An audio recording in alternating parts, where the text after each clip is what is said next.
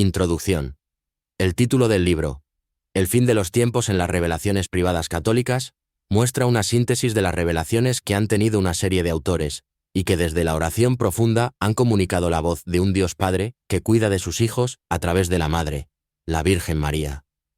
Todos los autores elegidos son católicos, y como declaración de intenciones cito aquí a Santa Teresa de Jesús, doctora de la Iglesia Universal, y hago mías las palabras que nos dejó en el epílogo de su libro Moradas del Castillo Interior. Y en todo me sujeto a lo que tiene la Santa Iglesia Católica Romana, que en esta vivo y protesto, y prometo vivir y morir. Sea Dios nuestro Señor por siempre alabado y bendito. Amén, amén. Para una mejor comprensión de lo que contienen los 7 capítulos que componen este libro, lo adecuado es empezar por definir el título, ya que éste encierra en esencia el asunto de dicha obra. ¿Qué son las revelaciones privadas? Las revelaciones privadas son mensajes, alocuciones espirituales, dictados, etc., recibidas por personas individuales a lo largo de la historia de la Iglesia. Dentro de estas, las apariciones marianas son especialmente relevantes, al ser la Madre de Dios la que nos transmite el mensaje, y un buen ejemplo es el de Nuestra Señora en Fátima. Para entender mejor qué son las revelaciones privadas, debemos contrastarlas con la revelación pública. Esta última designa la acción reveladora de Dios destinada a toda la humanidad, y está contenida en el Antiguo y Nuevo Testamento, ambos conforman la Biblia. Ciertamente, existe entre ambas revelaciones una diferencia no solamente de grado, sino también de esencia. Debemos tener claro que la revelación pública es final y firme por ser revelación total de Dios y que terminó con la muerte del último de los apóstoles, por tanto no admite nuevas añadiduras. Pero aunque acabada no está completamente explicitada, y ahí es donde entra el magisterio de la Iglesia y donde tienen cabida las revelaciones privadas. La Iglesia nos dice que las revelaciones privadas para ser aprobadas requieren ser coherentes con la fe y la moral, y los fieles deben aceptar la revelación con prudencia. El mensaje puede ayudar a comprender y vivir el Evangelio en un período crítico, pero los fieles no están obligados a seguir la revelación. Si la revelación no está aprobada, para discernir si es válida o no, debemos de tener en cuenta que no añada o quite nada a lo dicho en la revelación pública y que no pretenda hacerse más importante que la revelación pública. Pero no debemos desestimar el valioso consejo que nos proporcionó San Pedro Canisio, teólogo y doctor de la Iglesia Católica. Hay menor peligro en creer lo que con alguna probabilidad nos refieren personas de bien, cosa no reprobada por los doctores, antes que rechazarlo todo con espíritu temerario y de desprecio. Veamos qué nos dice el Catecismo de la Iglesia Católica en sus numerales 65, 66 y 67 sobre las revelaciones privadas. CIC 65. Muchas veces y de muchos modos habló Dios en el pasado a nuestros padres por medio de los profetas. En estos últimos tiempos nos ha hablado por su Hijo. Hebreos 1, 1-2. Cristo, el Hijo de Dios hecho hombre, es la palabra única, perfecta e insuperable del Padre. Él lo dice todo, no habrá otra palabra más que esta. San Juan de la Cruz, después de otros muchos, lo expresa de manera luminosa, comentando H. 1, 1-2. Porque en darnos, como nos dio a su Hijo, que es una palabra suya que no tiene otra, todo nos lo habló junto, y de una vez en esta sola palabra, porque lo que hablaba antes en partes a los profetas ya lo ha hablado todo en él, dándonos al todo, que es su Hijo. Por lo cual, el que ahora quisiese preguntar a Dios o querer alguna visión o revelación, no solo haría una necedad, sino haría agravio a Dios, no poniendo los ojos totalmente en Cristo, sin querer otra alguna cosa o novedad. San Juan de la Cruz, Subida del Monte Carmelo 2, 22, 3-5. Biblioteca Mística Carmelitana, Beto, On, Bir, Burgos, Vindocuz Irmidocuz, Saifa. 184. CIC 66. La economía cristiana como alianza nueva y definitiva nunca pasará, ni hay que esperar otra revelación pública antes de la gloriosa manifestación de nuestro Señor Jesucristo. Sin embargo, aunque la revelación esté acabada, no está completamente explicitada. Corresponderá a la fe cristiana comprender gradualmente todo su contenido en el transcurso de los siglos. CIC 67. A lo largo de los siglos ha habido revelaciones llamadas privadas, algunas de las cuales han sido reconocidas por la autoridad de la Iglesia. Estas, sin embargo, no pertenecen al depósito de la fe.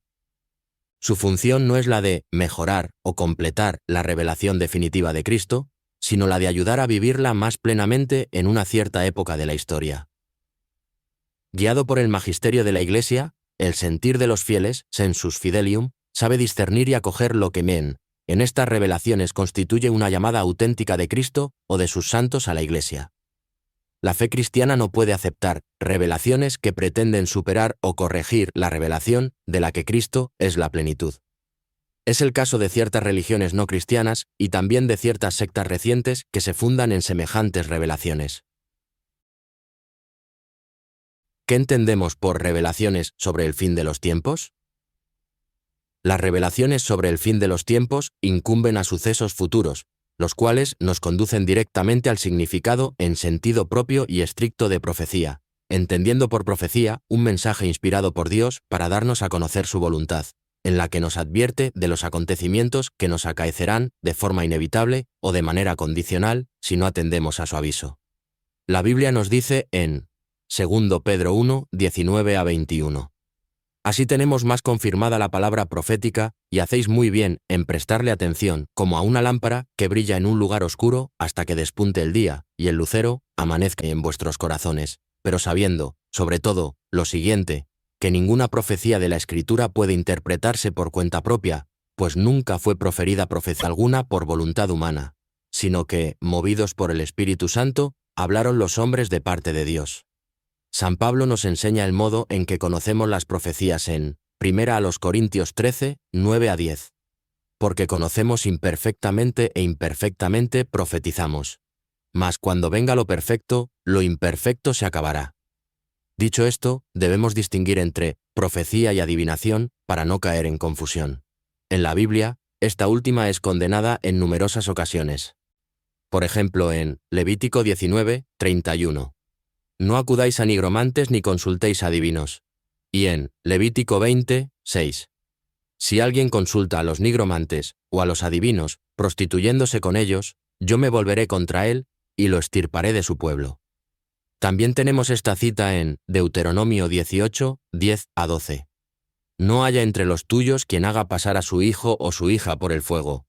Ni vaticinadores, ni astrólogos, ni agoreros, ni hechiceros, ni encantadores, ni espiritistas, ni adivinos, ni nigromantes. Porque el que practica eso es abominable para el Señor. Y se nos advierte contra los falsos profetas en Ezequiel 13, 8 a 9. Por ello, así dice el Señor Dios, porque decís palabras vacías y tenéis visiones engañosas, por eso yo me enfrento contra vosotros. Oráculo del Señor Dios y alzaré mi mano contra los profetas, falsos visionarios y adivinos mentirosos. No serán admitidos en el consejo de mi pueblo, ni serán inscritos en el libro de la casa de Israel, ni entrarán en la tierra de Israel. Así reconoceréis que yo soy el Señor Dios. En la cita anterior, Dios remarca su sentencia con las palabras oráculo del Señor.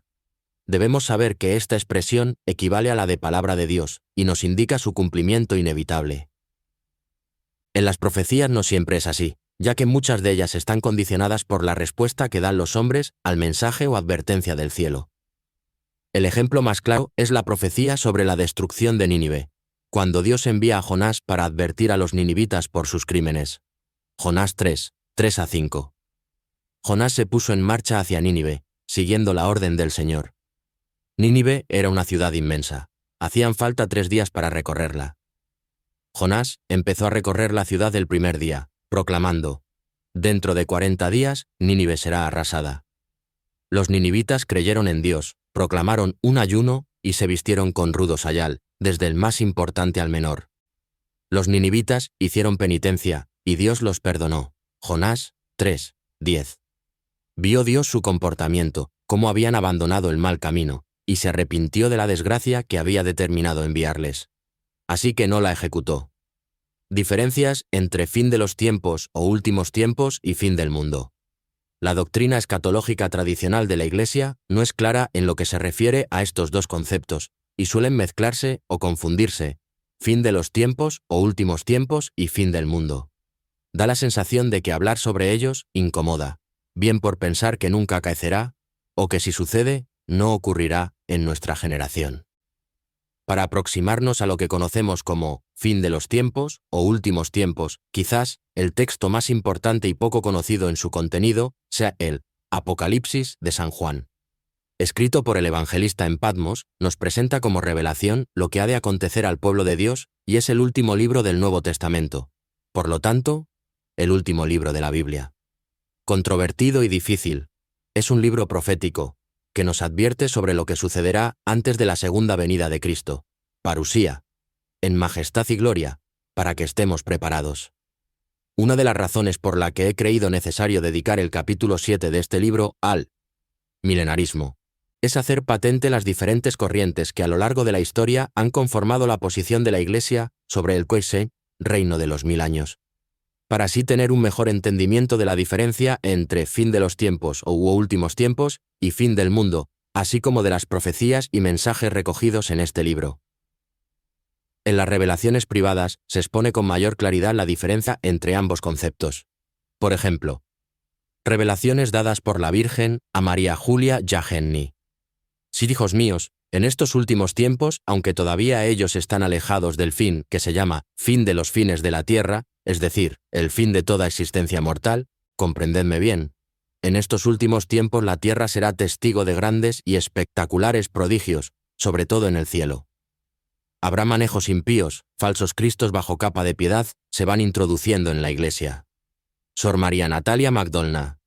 En una visión vi cómo esta purificación empezaba abarcando a todo el mundo, su rapidez y eficacia dependían del celo de los sacerdotes. Cuando alguien le preguntó al Señor sobre el fin del mundo, él contestó: está cerca el fin del pecado, pero no el fin del mundo. Pronto terminará la perdición de muchas almas. Mis palabras se cumplirán y habrá solamente un solo rebaño y un solo pastor.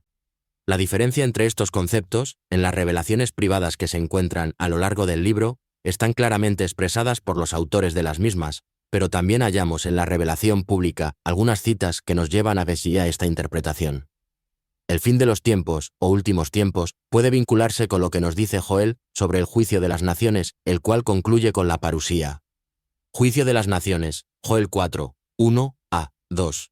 En aquellos días, en el momento en que cambie el destino de Judá y de Jerusalén, reuniré a todos los pueblos, los haré bajar al valle de Josafat y allí los juzgaré, por mi pueblo, por Israel, por mi heredad, que dispersaron entre los pueblos, y por mi país, que se lo repartieron.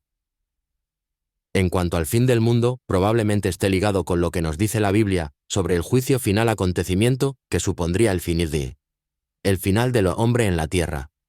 Mateo 25, 31-34.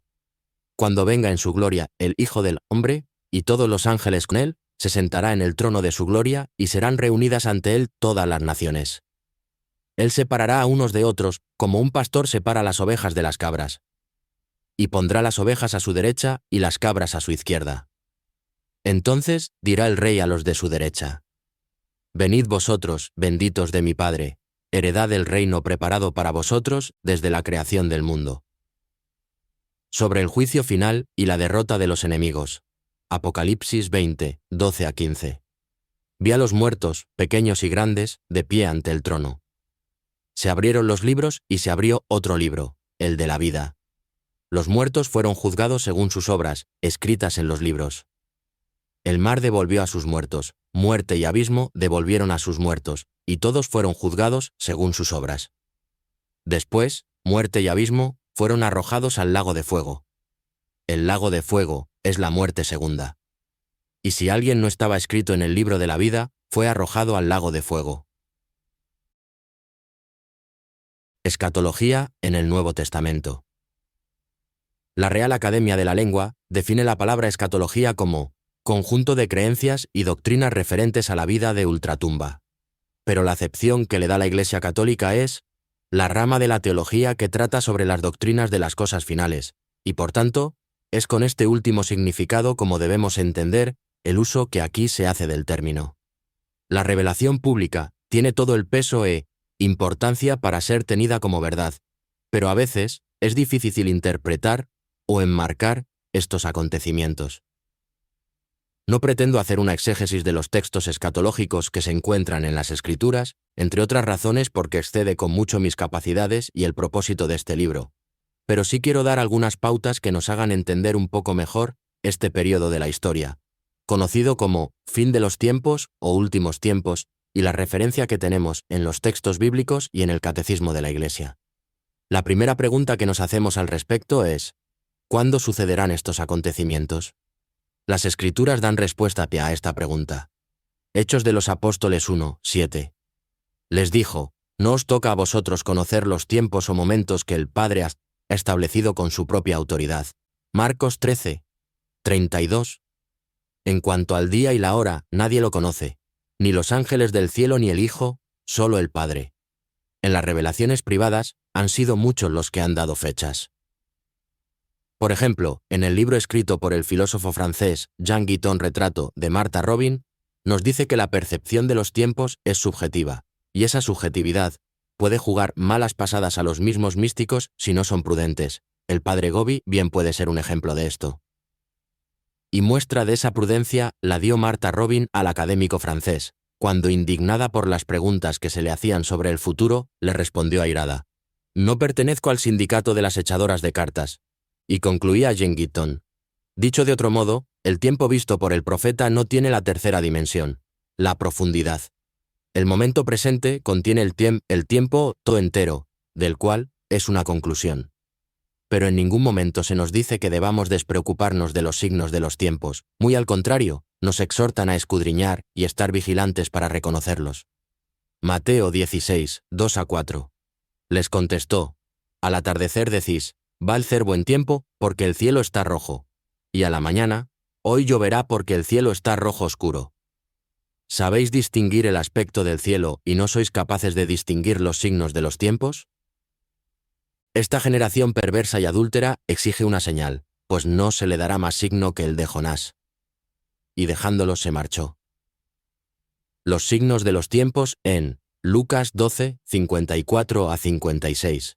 Decía también a la gente: cuando veis subir una nube por el poniente, decís enseguida, va a caer un aguacero. Y así sucede. Cuando sopla el sur, decís, va a hacer bochorno. Y sucede. Hipócritas, sabéis interpretar el aspecto de la tierra y del cielo, pues ¿cómo no sabéis interpretar el tiempo presente? Los últimos tiempos en el Nuevo Testamento. Dentro del Nuevo Testamento encontramos dos textos dedicados íntegramente al fin de los tiempos. Estos son el llamado discurso escatológico en los evangelios sinópticos, que se encuentra en San Mateo 24, San Marcos 13 y San Lucas 21, y el otro texto es el Apocalipsis de San Juan. Discurso escatológico. San Mateo 24. Destrucción del templo. Cuando salió Jesús del templo y caminaba, se le acercaron sus discípulos, que le señalaron las edificaciones del templo, y él les dijo: ¿veis todo esto? En verdad os digo que será destruido sin que quede allí piedra sobre piedra. Estaba sentado en el monte de los Olivos, y se le acercaron los discípulos en privado y le dijeron: ¿cuándo sucederán estas cosas y cuál será el signo de tu venida y del fin de los tiempos? Jesús les respondió y dijo: estad atentos a que nadie os engañe, porque vendrán muchos en mi nombre, diciendo: yo soy el Mesías, y engañarán a muchos. Vais a oír hablar de guerras y noticias de guerra. Cuidado, no os alarméis, porque todo esto ha de suceder, pero todavía no es el final. Se levantará pueblo contra pueblo, y reino contra reino, habrá hambre, epidemias y terremotos en diversos lugares. Todo esto será el comienzo de los dolores. Os entregarán al suplicio y os matarán, y por mi causa os odiarán todos los pueblos. Entonces, muchos se escandalizarán y se traicionarán mutuamente, y se odiarán unos a otros. Aparecerán muchos falsos profetas y engañarán a mucha gente, y al crecer la maldad se enfriará el amor en la mayoría. Pero el que persevere hasta el final, se salvará. Y se anunciará el evangelio del reino en todo el mundo como testimonio para todas las gentes, y entonces vendrá el fin. La gran tribulación. Cuando veáis la abominación de la desolación, anunciada por el profeta Daniel, erigida en el lugar santo, el que lee que entienda, entonces los que vivan en Judea huyan a los montes, El que esté en la azotea no baje a recoger nada en casa, y el que esté en el campo no vuelva a recoger el manto. Ay de las que estén encintas o criando en aquellos días. Orad para que la huida no suceda en invierno o en sábado.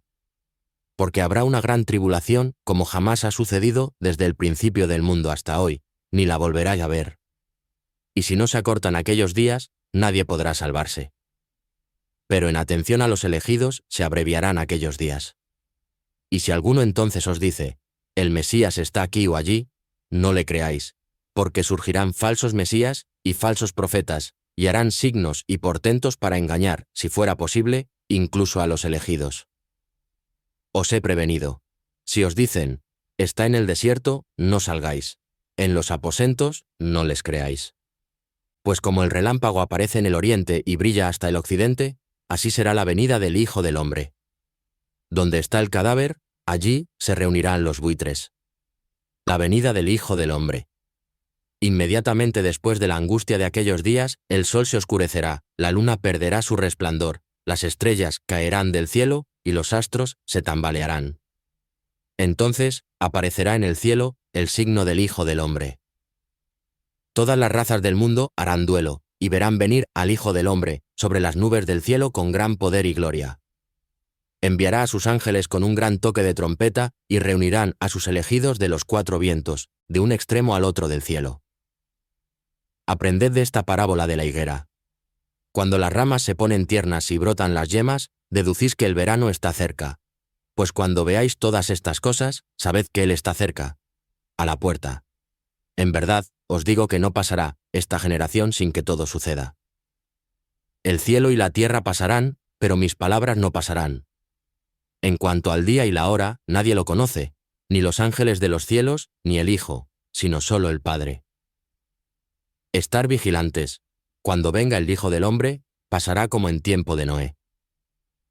En los días antes del diluvio, la gente comía y bebía, se casaban los hombres y las mujeres tomaban esposo, hasta el día en que Noé entró en el arca. Y cuando menos lo esperaban, llegó el diluvio y se los llevó a todos. Lo mismo sucederá cuando venga el Hijo del Hombre. 2 hombres estarán en el campo. A uno se lo llevarán y a otro lo dejarán. 2 mujeres estarán moliendo. A una se la llevarán y a otra la dejarán. Por tanto, estad en vela, porque no sabéis qué día vendrá vuestro Señor. Comprended que si supiera el dueño de casa a qué hora de la noche viene el ladrón, estaría en vela y no dejaría que abrieran un boquete en su casa. Por eso, estad también vosotros preparados, porque a la hora que menos penséis viene el Hijo del Hombre. Parábola. ¿Quién es el criado fiel y prudente, a quien el Señor encarga de dar a la servidumbre la comida a sus horas? Bienaventurado ese criado, si el Señor, al llegar, lo encuentra portándose así. En verdad os digo que le confiará la administración de todos sus bienes. Pero si dijere aquel mal siervo para sus adentros, mi Señor tarda en llegar, y empieza a pegar a sus compañeros y a comer y a beber con los borrachos, el día y la hora que menos se lo espera, llegará el amo y lo castigará con rigor, y le hará compartir la suerte de los hipócritas. Allí será el llanto y el rechinar de dientes. San Marcos 13. Discurso escatológico. Destrucción del templo. Y cuando salía del templo, le dijo uno de sus discípulos: Maestro, mira qué piedras y qué edificaciones. Jesús le respondió: ¿Ves esos grandes edificios? Pues serán destruidos, sin que quede piedra sobre piedra. Y sentado en el monte de los Olivos, enfrente del templo, le preguntaron Pedro, Santiago, Juan y Andrés en privado: Dinos, ¿cuándo sucederán estas cosas? ¿Y cuál será el signo de que todo esto está para cumplirse? Jesús empezó a decirles: Estad atentos para que nadie os engañe. Vendrán muchos en mi nombre, diciendo: Yo soy, y engañarán a muchos. Cuando oigáis hablar de guerras y noticias de guerra, no os alarméis. Todo esto ha de suceder, pero no es todavía el final. Se levantará pueblo contra pueblo y reino contra reino. Habrá terremotos en diversos lugares. Habrá hambres. Todo esto será el comienzo de los dolores. Mirad por vosotros mismos. Os entregarán a los tribunales, seréis azotados en las sinagogas y compareceréis ante gobernadores y reyes por mi causa, para dar testimonio ante ellos. Es necesario que se anuncie antes el Evangelio a todos los pueblos. Pero cuando os conduzcan para entregaros, no os preocupéis por lo que habréis de decir. Decid lo que se os inspire en aquel momento. Porque no seréis vosotros los que habléis, sino el Espíritu Santo. Y entregará a la muerte el hermano al hermano y el padre al hijo, y se levantarán hijos contra padres y se darán muerte. Y seréis odiados por todos a causa de mi nombre, pero quien persevere hasta el fin se salvará. La gran tribulación. Cuando veáis la abominación de la desolación erigida donde no debe, el que lee, que entienda. Entonces, los que viven en Judea huyan a los montes, el que esté en la azotea no baje y no entre en casa a coger nada, y el que esté en el campo no vuelva a recoger su manto. Ay de las que estén encintas o criando en aquellos días. Orad para que no suceda en invierno, porque aquellos días habrá una tribulación como jamás ha sucedido desde el principio de la creación, que Dios ha creado hasta hoy, ni la volverá a ver. Si el Señor no acortase aquellos días, nadie podrá salvarse. Pero en atención a los elegidos que escogió, se abreviarán. Y si entonces alguno os dice, el Mesías está aquí o allí, no le creáis. Porque surgirán falsos mesías y falsos profetas, que harán signos y portentos para engañar, si fuera posible, a los elegidos. Pero vosotros estad atentos, que os he prevenido. La venida del Hijo del Hombre. En aquellos días, después de gran angustia, el sol se oscurecerá, la luna no dará su resplandor, las estrellas caerán del cielo, los astros se tambalearán. Entonces verán venir al Hijo del Hombre sobre las nubes con gran poder y gloria. Enviará a los ángeles y reunirá a sus elegidos de los cuatro vientos, desde el extremo de la tierra hasta el extremo del cielo. Aprended de esta parábola de la higuera. Cuando las ramas se ponen tiernas y brotan las yemas, deducís que el verano está cerca. Pues cuando veáis vosotros que esto sucede, sabed que Él está cerca, a la puerta. En verdad os digo que no pasará esta generación sin que todo suceda. El cielo y la tierra pasarán, pero mis palabras no pasarán. En cuanto al día y la hora, nadie lo conoce, ni los ángeles del cielo, ni el Hijo, solo el Padre. Estar vigilantes, estad atentos, vigilad, pues no sabéis cuándo es el momento. Es igual que un hombre que se fue de viaje, y dejó su casa y dio a cada uno de sus criados su tarea, encargando al portero que velara. Velad entonces, pues no sabéis cuándo vendrá el señor de la casa, si al atardecer o a medianoche, o al canto del gallo, o al amanecer. No sea que venga inesperadamente y os encuentre dormidos. Lo que os digo a vosotros, lo digo a todos. Velad. San Lucas 21. Alzando los ojos, vio a unos ricos que echaban donativos en el tesoro del templo. Vio también una viuda pobre que echaba 2 monedillas, y dijo, en verdad os digo que esa pobre viuda ha echado más que todos, porque todos esos han contribuido a los donativos con lo que les sobra, pero ella, que pasa necesidad, ha echado todo lo que tenía para vivir. Discurso escatológico. Introducción. Y como algunos hablaban del templo, de lo bellamente adornado que estaba con piedra de calidad y esbotos, Jesús les dijo, esto que contempláis, llegarán días en que no quedará piedra sobre piedra que no sea destruida. Ellos le preguntaron, Maestro, ¿cuándo va a ser eso? ¿Y cuál será la señal de que todo eso está para suceder? Advertencia inicial. Él dijo, mirad que nadie os engañe, porque muchos vendrán en mi nombre, diciendo, yo soy, o bien, está llegando el tiempo, no vayáis tras ellos. Cuando oigáis noticias de guerras y de revoluciones, no tengáis pánico, porque es necesario que eso ocurra primero, pero el fin no será enseguida. Anuncio del final. Entonces les decía, se alzará pueblo contra pueblo y reino contra reino, habrá grandes terremotos, y en diversos países hambres y pestes. Habrá también fenómenos espantosos y grandes signos en el cielo. Hechos previos. Persecución de los cristianos. Pero antes de todo eso os echarán mano, os perseguirán, entregándoos a las sinagogas y a las cárceles, y haciéndoos comparecer ante reyes y gobernadores, por causa de mi nombre. Esto os servirá de ocasión para dar testimonio. Por ello, meteos bien en la cabeza que no tenéis que preparar vuestra defensa, porque yo os daré palabras y sabiduría a las que no podrá hacer frente ni contradecir ningún adversario vuestro. Y hasta vuestros padres, y parientes, y hermanos, y amigos os entregarán, y matarán a algunos de vosotros, y todos os odiarán a causa de mi nombre. pero ni un cabello de vuestra cabeza perecerá. Con vuestra perseverancia salvaréis vuestras almas. Destrucción de Jerusalén. Y cuando veáis a Jerusalén sitiada por ejércitos, sabed que entonces está cerca su destrucción. Entonces, los que estén en Judea, que huyan a los montes, los que estén en medio de Jerusalén, que se alejen, los que estén en los campos, que no entren en ella. Porque estos son días de venganza para que se cumpla todo lo que está escrito. Ay de las que estén encintas o criando en aquellos días. Porque habrá una gran calamidad en esta tierra y un castigo para este pueblo. Caerán a filo de espada, los llevarán cautivos a todas las naciones, y Jerusalén será pisoteada por gentiles, hasta que alcancen su plenitud los tiempos de los gentiles. El final y sus signos. Habrá signos en el sol, y la luna y las estrellas, y en la tierra angustia de las gentes, perplejas por el estruendo del mar y el oleaje, desfalleciendo los hombres por el miedo y la ansiedad ante lo que se le viene encima al mundo, pues las potencias del cielo serán sacudidas. Entonces verán al Hijo del Hombre venir en una nube, con gran poder y gloria. Cuando empiece a suceder esto, levantaos, alzad la cabeza, se acerca vuestra liberación. Parábola de la higuera. Y les dijo una parábola. Fijaos en la higuera y en todos los demás árboles. Cuando veis que ya echan brotes, conocéis por vosotros mismos que ya está llegando el verano. Igualmente vosotros, cuando veáis que suceden estas cosas, sabed que está cerca el reino de Dios. En verdad os digo que no pasará esta generación sin que todo suceda. El cielo y la tierra pasarán, pero mis palabras no pasarán. Advertencia conclusiva.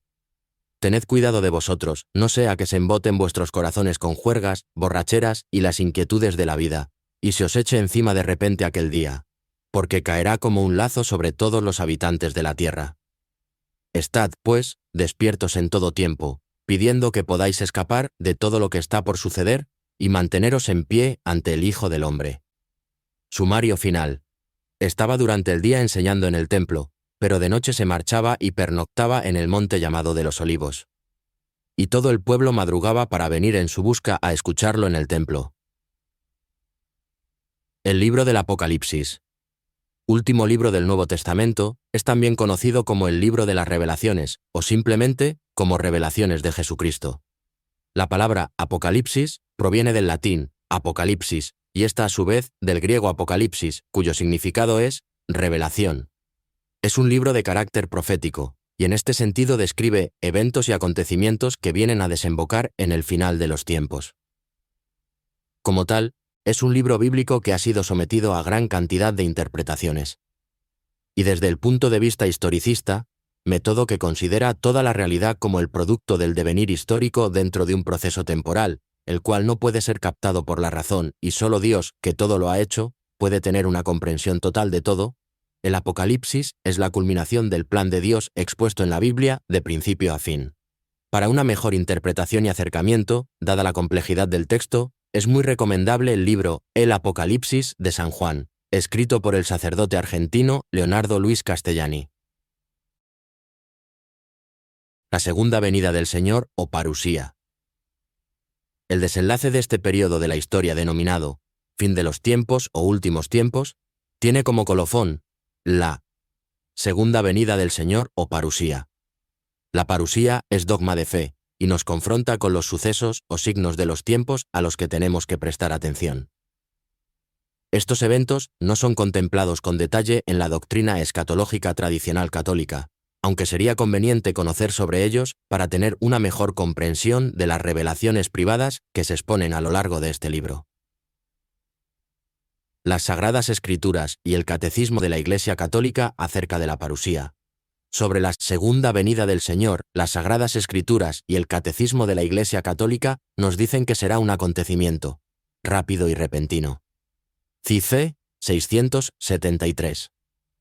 Desde la ascensión, el advenimiento de Cristo en la gloria es inminente. Cofo, AP, Bes 22, 20. Aun cuando a nosotros no nos toca conocer el tiempo y el momento que ha fijado el Padre con su autoridad. Hechos de los Apóstoles 1, 7. CF, Mac 13, 32. Este acontecimiento escatológico se puede cumplir en cualquier momento. Keshef, Mont 24, 44.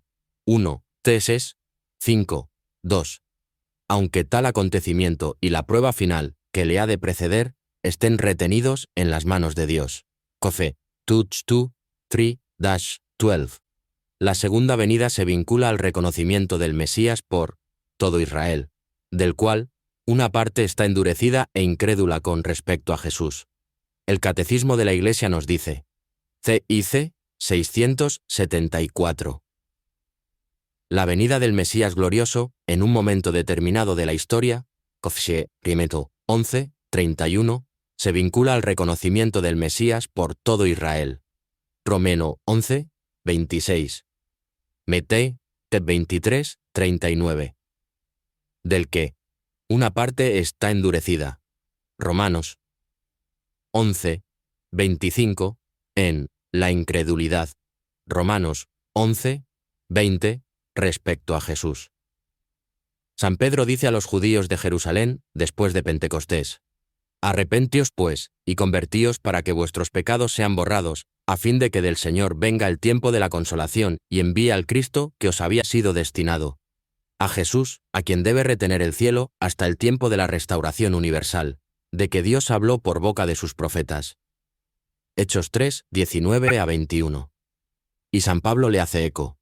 Si su reprobación ha sido la reconciliación del mundo, ¿qué será su readmisión sino una resurrección de entre los muertos? Romé 11, 5. La entrada de la plenitud de los judíos, Romanos 11, 12, en la salvación mesiánica, a continuación de la plenitud de los gentiles, Romanos 11, 25. TF. Leca 21, 24, hará al pueblo de Dios llegar a la plenitud de Cristo. Efesios 4, 13, en la cual Dios será todo en nosotros. 1 Corintios 15, 14, Irbetiete. San Pablo nos da una visión de la sociedad en los últimos días para que nos sirva como señal. 2 Timoteo 3, 1-9. Los últimos tiempos. Debes saber esto. En los últimos días se presentarán tiempos difíciles, pues los hombres serán egoístas, avariciosos, fanfarrones, soberbios, blasfemos, desobedientes a sus padres, ingratos, irreligiosos, despiadados, desleales, calumniadores, desenfrenados, brutales, enemigos del bien, traidores, precipitados, engreídos, amigos del placer más que de Dios. Tendrán la apariencia de piedad, pero habrán renegado de su fuerza. Apártate también de estos. A este grupo pertenecen los que se introducen en las casas y cautivan a mujerzuelas cargadas de pecados, arrastradas por pasiones de todo tipo, que siempre están aprendiendo y nunca logran llegar al conocimiento de la verdad. Lo mismo que Yanes y Yambrés se opusieron a Moisés, así también estos se oponen a la verdad. Son hombres de mente corrompida, descalificados en lo que se refiere a la fe. Pero no irán adelante, pues su estupidez será notoria a la vista de todos, como lo fue también la de aquellos. 2 Timoteo 4, 3-4. Porque vendrá un tiempo en que no soportarán la sana doctrina, sino que se rodearán de maestros a la medida de sus propios deseos y de lo que les gusta oír. Y, apartando el oído de la verdad, se volverán a las fábulas. Y San Pedro hace lo mismo en algunos pasajes de sus cartas. 2 Pedro 3, 1-4. Esta es ya, queridos míos, la segunda carta que os escribo. Con ellas quiero suscitar en vosotros, a base de recuerdos, un sano criterio para recordar los mensajes emitidos por los santos profetas y el mandamiento del Señor y Salvador transmitido por los apóstoles. Sabiendo, ante todo, que en los últimos días vendrán burlones con todo tipo de burlas, que actuarán conforme a sus propias pretensiones y dirán, ¿en qué queda la promesa de su venida? Pues desde que los padres murieron todo sigue igual, como desde el principio de la creación. 2 Pedro 3, 9-10. El Señor no retrasa su promesa, como piensan algunos, sino que tiene paciencia con vosotros, porque no quiere que nadie se pierda, sino que todos accedan a la conversión. Pero el día del Señor llegará como un ladrón. Entonces los cielos desaparecerán estrepitosamente, los elementos se disolverán abrasados, y la tierra con cuantas obras hay en ella quedará al descubierto. El camino de la salvación. Otro aspecto en el que las revelaciones privadas hacen hincapié es la necesidad de conversión para la salvación del alma. Y sin ser exhaustivo, he aquí algunos pasajes de las Escrituras en los que se expone esta cuestión. 2 Pedro 3, 11-16. Exhortación a una vida santa. Puesto que todas estas cosas van a disolverse de este modo, qué santa y piadosa debe ser vuestra conducta, mientras esperáis y apresuráis la llegada del día de Dios. Ese día, los cielos se disolverán incendiados y los elementos se derretirán abrasados. Pero nosotros, según su promesa, esperamos unos cielos nuevos y una tierra nueva en los que habite la justicia. Por eso, queridos míos, mientras esperáis estos acontecimientos, procurad que Dios os encuentre en paz con Él, intachables e irreprochables, y considerad que la paciencia de nuestro Señor es nuestra salvación. Según nos escribió también nuestro querido hermano Pablo, conforme a la sabiduría que le fue concedida. Tal como dice, en todas las cartas en las que trata estas cosas. En ellas hay ciertamente algunas cuestiones difíciles de entender, que los ignorantes e inestables tergiversan como hacen con las demás escrituras para su propia perdición. Lucas 13, 22-30. La puerta estrecha. Y pasaba por ciudades y aldeas enseñando, y se encaminaba hacia Jerusalén.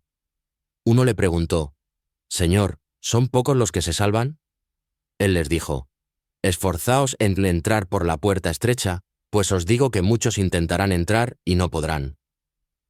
Cuando el amo de la casa se levante y cierre la puerta, os quedaréis fuera y llamaréis a la puerta, diciendo: Señor, ábrenos.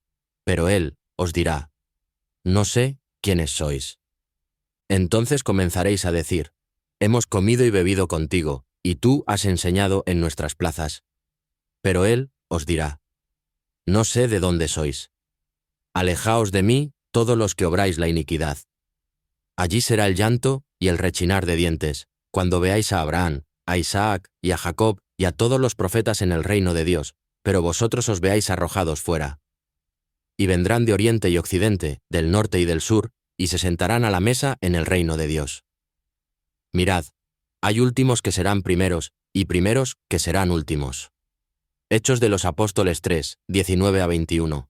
Por tanto, arrepentíos y convertíos, para que se borren vuestros pecados, para que vengan tiempos de consuelo de parte de Dios, y envíe a Jesús, el Mesías que os estaba destinado, al que debe recibir el cielo hasta el tiempo de la restauración universal, de la que Dios habló desde antiguo por boca de sus santos profetas.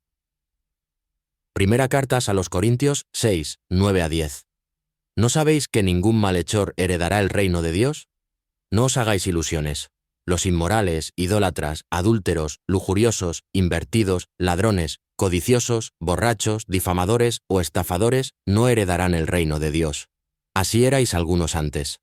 Mateo 10, 28. No tengáis miedo a los que matan el cuerpo, pero no pueden matar el alma. No, temed al que puede llevar a la perdición alma y cuerpo en la Gehenna. ¿Por qué 7 capítulos?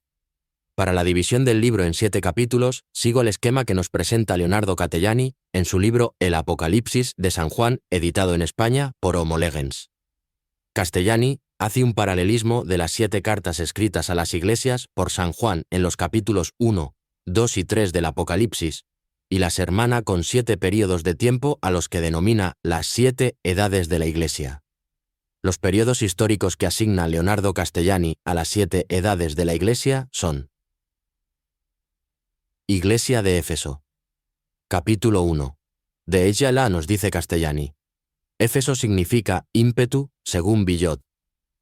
Representa la primera edad de la Iglesia apostólica, hasta Nerón. Nerón, Claudio César, Augusto Germánico. Años 37-68. Iglesia de Esmirna. Capítulo 2. De ella nos dice Castellani. La edad de las persecuciones, desde Nerón a Diocleciano. Esmirna en griego significa mirra, substancia usada en la antigüedad para restaño o restaurativo en las heridas y para preservar la corrupción. Substancia amarga, símbolo en la escritura de dolores corporales y de embalsamamiento. Los 3 reyes ofrecieron al niño Dios oro, incienso y mirra como a rey, Dios y hombre, dicen los santos intérpretes. Claudio Aurelio Valerio Diocleciano Augusto. Años 244.311. Iglesia de Pérgamo. Capítulo 3. De ella ya nos dice Castellani. Pérgamo. Libros, la iglesia de los doctores y de las herejías hasta Carlomagno. Era el baluarte del paganismo. una de sus fortalezas en Ma, el trono de Satán, habiendo sido la primera donde se levantó un trono al divino Augusto, la primera bestia. Primer santuario de la adoración sacrílega del hombre por el hombre, que será la herejía del anticristo. En el anticristo habrá dos cosas, un sacrilegio y una herejía. Segunda bestia. Se hará adorar como Dios, lo cual es un sacrilegio. Y por cierto, el máximo. Y para ello se servirá como de instrumento de un culto religioso derivado especialmente del mismo cristianismo.